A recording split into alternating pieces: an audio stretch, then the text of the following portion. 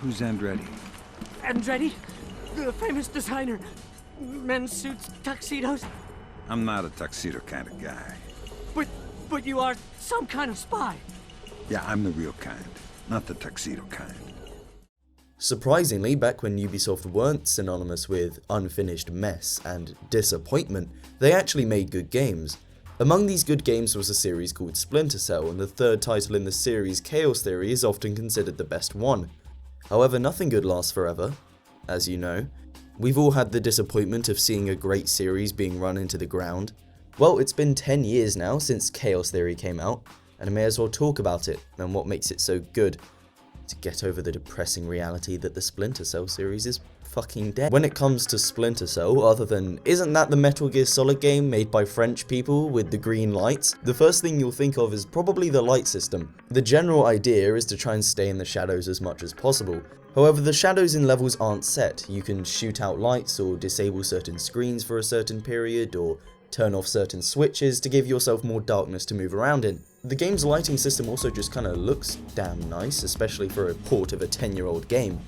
Chaos Theory also saw the addition of a noise bar where you can gauge how loud you're being compared to the environment. Moving at a higher speed or without crouching makes more noise. You can throw objects to make certain guards look around where the noise may have come from, but if you throw it right in front of their field of vision, then they'll trace it back to the source and probably find you. You can also lure guards to certain areas by whistling or whispering to them. However, certain guards will be too smart and recognize it as a trap, so you need to use it carefully. The emphasis on lighting and noise makes for a more slow, methodical pace than something like Metal Gear Solid. The stealth is less about working your way around guard routines and more about just manipulating the light and noise of an area to your advantage. The equipment you get is also more for utility than brute force. You do get some guns and that, I guess, but most of the time you'll be using the guns to shoot out lights rather than take out enemies. You also have some neat moves like interrogating certain enemies to find out stuff about the level, or this little trick that I used maybe once the entire game. There's just never a situation that you need this. What's considered one of the best things about Chaos Theory is the level design. You're never put into a situation where you can be unfairly seen by other guards patrolling the area if you don't take your time to look around well enough. And levels usually offer multiple ways around certain obstacles. There may be different paths in a level, or different equipment you can use to get around a situation, or using stuff like pipes and vents to crawl through. One thing I will say though is that I guess the beginning levels to me are more interesting personally in concept and design. The later levels aren't bad at all, they're just not as memorable to me, partially because of the concept of them isn't quite as inspiring, and also because unless I'm missing something, they don't really seem to offer as many alternate routes or ways around situations as previous levels. Whenever I think of Chaos Theory, the first few levels are usually what I think of, especially stuff like the bank level, which is really awesome. The design of the area is just great because it offers loads of different routes and ways to get around scenarios, and you can just spend ages exploring the level going around in circles. One pretty cool thing that's consistent across all levels is that you're given secondary objectives that you can choose to complete or not, which may lead to a higher score in your overall mission rating. A lot of these are actually pretty interesting, with one of my favourites again being in the bank, where you go around hacking computers and uploading forged emails to make the bank robbery look like some kind of inside job. Chaos Theory is pretty great with this stuff. The whole game has loads of charm.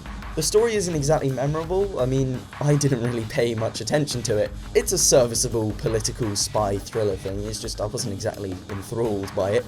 However, the writing in general is usually pretty good.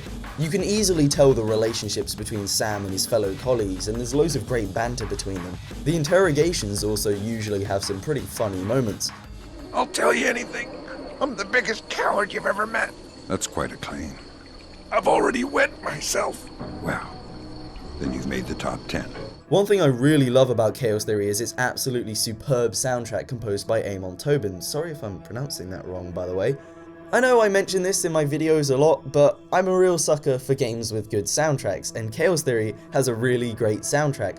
All the tracks are perfectly fitting the mood of the level they're set in, and what's even better is that all the music is dynamic. Again, yes, I know, I've said this in videos that I really like dynamic music, but it can really improve a game for me. What's really cool about Chaos Theory is that it essentially has one main theme for each level, but it adds on more and more layers depending on how suspicious the enemy is of you.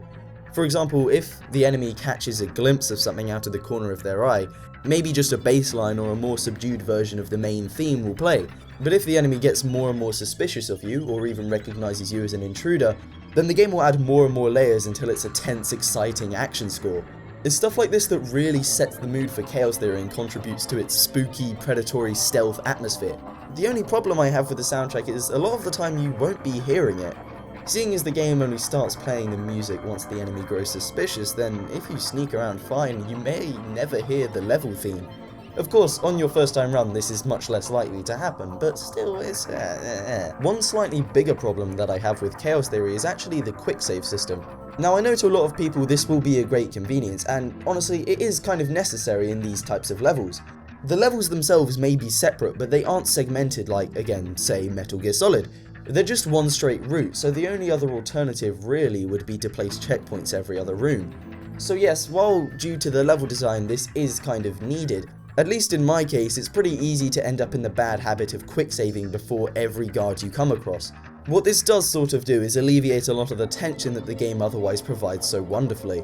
It's just way too easy to go and quick load your last save as soon as an enemy spots you.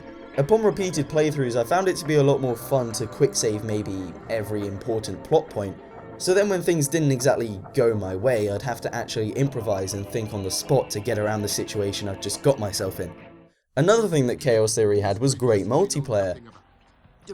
Now, where's the footage, you're asking?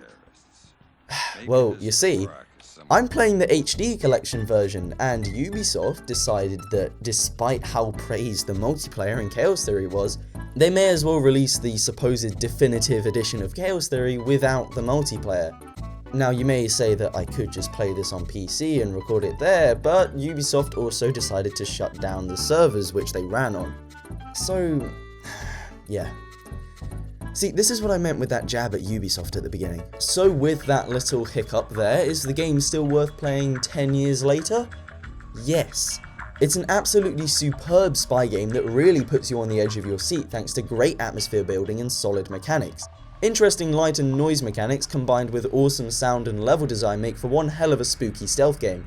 So kids, next time you think that your favourite stealth series needs to one-up itself by cramming in more explosions, you may want to reconsider why this series is so good in the first place. The game's like, what, 10 quid on Steam right now, so you may as well go buy it for the 10th anniversary, and I hope you enjoy.